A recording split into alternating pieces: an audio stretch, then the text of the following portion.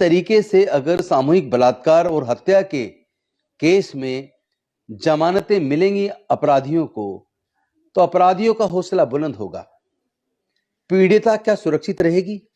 जिसके पिताजी को भी मार दिया गया हो, अब क्या उसकी जान को खतरा नहीं है? आखिर भारत जा किधर रहा है? एक तरफ हमने देखा कि उत्तर प्रदेश के अंदर अखलाक के फ्रिज में मांस को देख के ये कह के कि ये गाय का मांस है, उसकी नृशंस हत्या कर दी। और हत्यारों के खिलाफ जो मुकदमा चल रहा था, उसको योगी जी की सरकार ने कोर्ट में मुकदमा वापस लेने की एप्लीकेशन लगा दी। हत्यारों को बचाने के लिए उनके ऊपर दर्ज केस को वापस लेने की एप्लीकेशन सरकार लगा रही है। भाई ये हो क्या रहा है देश में? कहीं बलात्कार पीड़िता को प्रताड़ित किया जा रहा है, वो न्याय की मांग को लेकर इंडिया गेट पर बैठी है तो उसको पुलिस खींच रही है, बदतमीजी कर रही है। वो प्रधानमंत्री गृहमंत्री से मिलना चाहती है तो वो मिलने को तैयार नहीं है। भला आदरणीय राहुल गांधी जी का और सोनिया गांधी जी का, जिन्होंने उनसे मिलकर उनका ढाढ़स बंधाया, इस लड़ाई में उनका साथ देने का वायदा किया, तो देश में कम से कम एक नेता तो है जो गरीब वंचित वर्ग के लोगों, उत्पीड़ित लोगों को, शोषित लोगों के साथ खड़ा होता है, उनकी आवाज बनता है।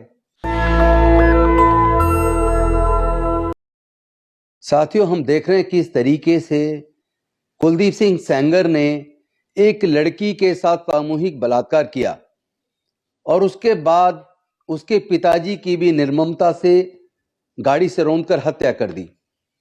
ऐसे घिनौने हत्याकांड और बलात्कार के केस में हाई कोर्ट ने कुलदीप सिंह सेंगर को जमानत दे दी और उसकी सजा को भी निलंबित कर दिया। अब सोचिए कि इस तरीके से अगर सामूहिक बलात्कार और हत्या के केस में जमानतें मिलेंगी अपराधियों को, तो अपराधियों का हौसला बुलंद होगा। पीड़िता क्या सुरक्षित रहेगी? जिसके पिताजी को भी मार दिया गया हो, अब क्या उसकी जान को खतरा नहीं है? आखिर भारत जा किधर रहा है? एक तरफ हमने देखा कि उत्तर प्रदेश के अंदर अखलाक के फ्रिज में मांस को देख के ये कह के कि ये गाय का मांस है, उसकी नृशंस हत्या कर दी। और हत्यारों के खिलाफ जो मुकदमा चल रहा था, उसको योगी जी की सरकार ने कोर्ट में मुकदमा वापस लेने की एप्लीकेशन लगा दी। भला वो जज साहब का, जिन्होंने उस एप्लीकेशन को रिजेक्ट कर दिया, अन्यथा ये देश जा किधर रहा है? हत्यारों को बचाने के लिए उनके ऊपर दर्ज केस को वापस लेने की एप्लीकेशन सरकार लगा रही है। भाई ये हो क्या रहा है देश में? कहीं बलात्कार पीड़िता को प्रताड़ित किया जा रहा है, वो न्याय की मांग को लेकर इंडिया गेट पर बैठी है तो उसको पुलिस खींच रही है, बदतमीजी कर रही है। वो प्रधानमंत्री गृहमंत्री से मिलना चाहती है तो वो मिलने को तैयार नहीं है। भला आदरणीय राहुल गांधी जी का और सोनिया गांधी जी का, जिन्होंने उनसे मिलकर उनका ढाढ़स बंधाया, इस लड़ाई में उनका साथ देने का वायदा किया, तो देश में कम से कम एक नेता तो है जो गरीब वंचित वर्ग के लोगों, उत्पीड़ित लोगों को, शोषित लोगों के साथ खड़ा होता है, उनकी आवाज बनता है। अन्यथा ये देश में क्या चल रहा है? बिल्किस बानो का गुजरात में सामूहिक बलात्कार किया गया, परिवार के लोगों की हत्याएं कर दी गई और हत्यारों को बीजेपी की गुजरात की सरकार ने उनकी सजा को माफ करके उनको छोड़ दिया और उनको फिर मालाएं पहनाई गई। वो तो बाद में सुप्रीम कोर्ट ने संज्ञान लिया, तब जाकर कहीं वो फिर वापस गए। तो आखिर ये देश किधर जा रहा है? लगातार नफरत भरी जा रही है। उत्पीड़न करने वाले लोगों को सरकार संरक्षण दे रही है।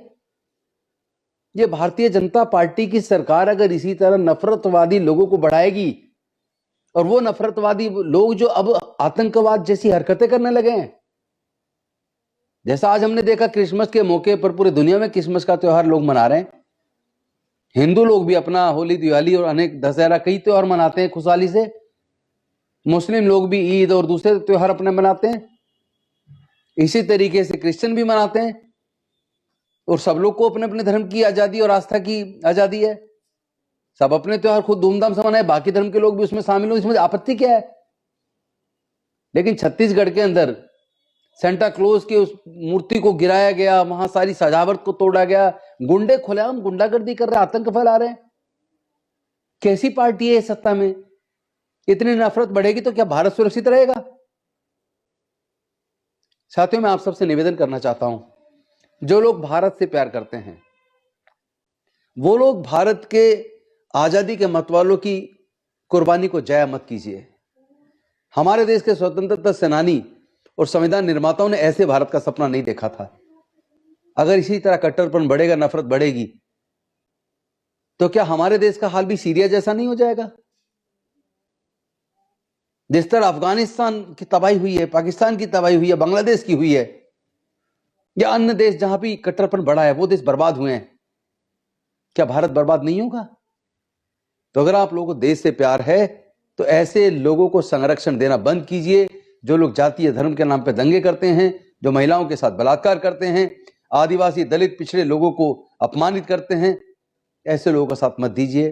देश को बचाइए, देश के संविधान और कानून की इज्जत कीजिए। बहुत बहुत धन्यवाद। नमो बुद्धाय, जय भीम, जय भारत, जय।